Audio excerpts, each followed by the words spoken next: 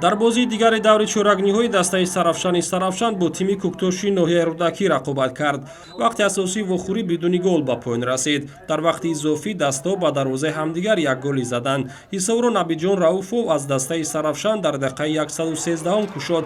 Бо гузашти 2 дақиқа легионери тими Куктош Мбеке Сиёбатчеу Диэудони таносубро барқарор намуд. Дар задани силсила зарбаҳои 11 метра бахт ба сарафшаниҳо омад кард. Дарвозабони мизбон Беҳрӯз Хайриев зарбаи Собирҷон Холматовро баргардонд ва ҳисоб 5-4 шуд. Ҳамин тариқ дар даври нимфиналии ҷоми Тоҷикистон рӯзҳои 22-23 сентябр Равшан бо Регар Тадаз ва Хатлон бо Сарафшан вомехӯранд.